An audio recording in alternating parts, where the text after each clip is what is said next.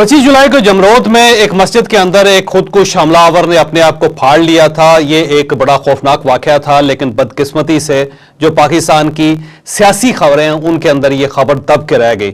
लेकिन ये वाकया एक ऐसा वाकया है कि जिसको इंतहाई संजीदगी से लेना चाहिए।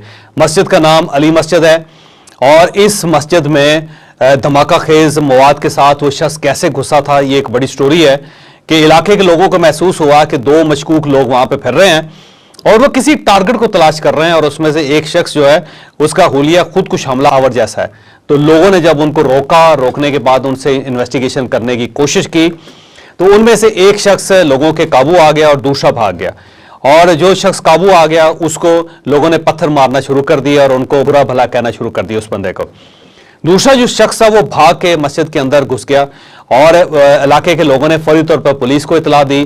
पुलिस का एक एडिशनल SHO जिसका नाम बाद में पता चला अदनान आफरीदी, जो इस सारे वाकये के अंदर शहीद हो गया, वो और उसके साथ पुलिस एहलकार फौरी तौर पर वहां पहुंचे और उन्होंने पीछा करना शुरू कर दिया जो खुदकुश हमलावर था उसका। SHO मस्जिद के करीब उसके बरामदे में गया और वहां से उसने अंदर दाखिल होने की कोशिश की और उसके हाथ में ज़ाहिर उस वक्त वेपन भी था और उसकी कोशिश थी कि इस शख्स को वहां से या तो निकाल दिया जाए या फिर उसको गोली मार दी जाए या फिर मस्जिद को बचा लिया जाए। लेकिन इस दौरान खुदकुश हमलावर ने अपने आप को ब्लास्ट कर दिया और उसके बाद वो मस्जिद जो है वो मलबे का ढेर बन गई। ये खबरें आपने देखी होंगी, ये तस्वीरें भी आपने देखी होंगी। मैं एहतियातन दोबारा ये तस्वीर आपको दिखा रहा हूँ और इससे आप अंदाज़ा लगाएं कि ये वाकया कितना संगीन, कितना खौफनाक था। पहले तो मैं जो एडिशनल SHO है अदनान आफरीदी, उसको अप्रिशिएट करना चाहता हूँ। यहाँ से पूरी कौम की तरफ से मैं उसको सलाम पेश करता हूँ, उसकी जुर्रत की, उसकी हिम्मत की कि उस शख्स ने बाकायदा पीछा किया और अपनी जान दे दी, लेकिन उसने शायद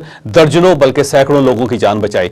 तो ये शख्स वाकई मोहसन है पाकिस्तान का और उसकी फैमिली को रिलीफ भी मिलना चाहिए, इसे मेडल भी मिलना चाहिए और उसके बच्चों को, अगर वो बच्चे हैं तो बाद में पुलिस की सर्विस भी मिलनी चाहिए। तो रियासत पाकिस्तान को फौरी तौर पर अदनान आफरीदी को ऑन करना चाहिए। और इसके साथ जो पुलिस एहलकार थे वो जख्मी हैं, इस वक्त अस्पतालों में पड़े हुए हैं, उनके बारे में भी मुख्तलिफ खबरें गर्दिश कर रही हैं। तो मेरा ख्याल है हुकूमत पाकिस्तान को उन लोगों को भी सपोर्ट करनी चाहिए।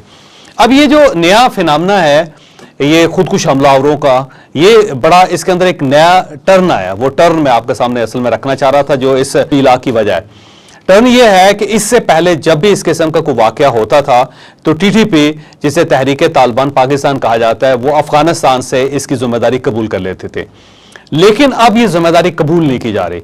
अब आप बड़ा का वाकया देख लें, आप जमरोद का वाकया देख लें, पिछले चंद दिनों में 3 बड़े वाकयात हुए हैं इस नौयत के और इन तीनों वाकयात में TTP ने अपनी जिम्मेदारी कबूल नहीं की। पहला वाकया 18 जुलाई को हुआ, पेशावर के अंदर हुआ, हयाताबाद में हुआ, सिक्योरिटी फोर्सेस के ट्रक पे खुदकुश हमला हुआ जिसमें 8 एहलकार उसमें जख्मी हो गए थे, आपने ये फुटेज देखी होगी। और उसके बाद जो दूसरा वाकया था वो 20 जुलाई को हुआ, ये बाड़ा में हुआ, तहसील कंपाउंड पर खुदकुश हमला हुआ और उसमें 3 पुलिस एहलकार और इनके साथ साथ एक और आम सिविलियन शहरी जो है वो शहीद हो गए, 11 जख्मी हुए।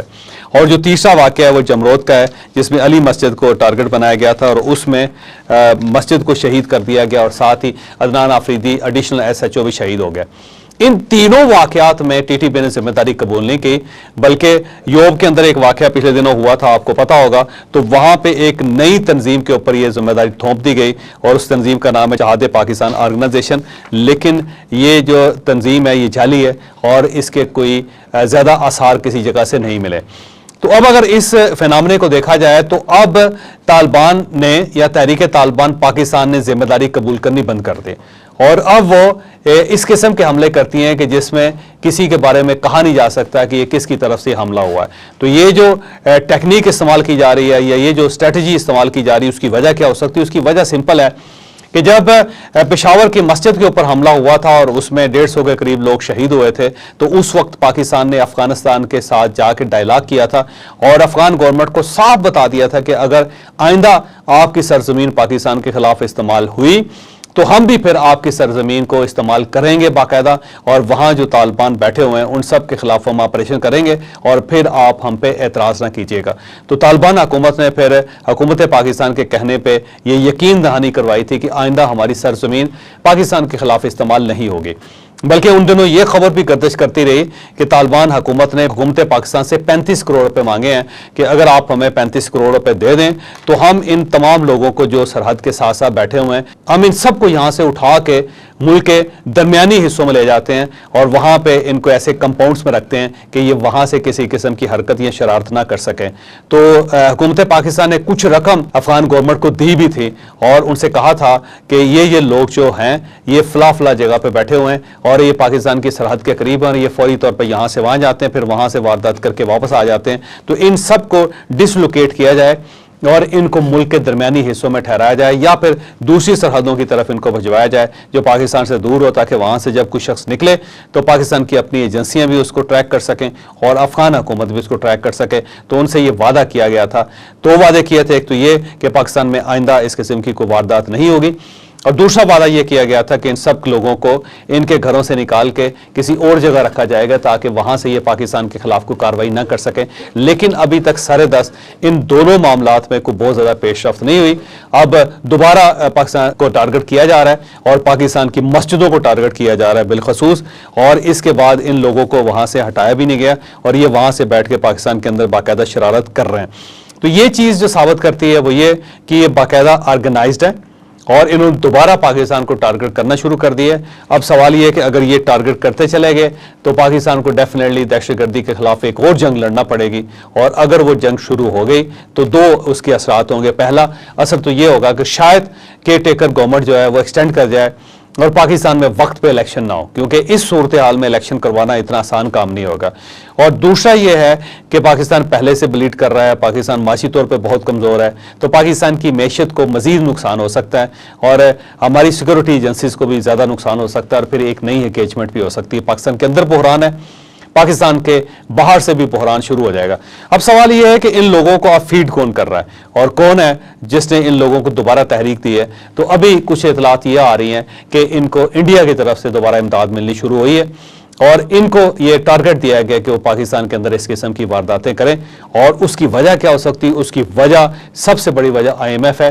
पाकिस्तान को जब IMF से रिलीफ मिली, पाकिस्तान ने जब अपने आप को माशी तौर पे मजबूत करना शुरू किया, जब UAE और सऊदी अरेबिया की तरफ से पाकिस्तान के साथ बिजनेस डील्स होनी शुरू हुई, जब पाकिस्तान के जो एयरपोर्ट्स हैं, फिर हमारी पोर्ट्स हैं, उनको बाहर से उनकी सर्विसेज हासिल करने की, उनको लीज पे लेने की जब कोशिशें शुरू हुई, तो उसके बाद इंडिया को यह महसूस हुआ कि कहीं पाकिस्तान टेक ऑफ ना कर जाए, तो इसे रोकना चाहिए। तो पाकिस्तान को रोकने के लिए ये सारा काम किया जा रहा है और अब दोबारा इंडिया एक्टिव हो चुका है। अब अगर इंडिया एक्टिव होता है, अब अगर तहरीक तालिबान पाकिस्तान दोबारा पाकिस्तान के ऊपर अटैक करती है तो यकीनन पाकिस्तान को माशी तौर पर नुकसान भी होगा।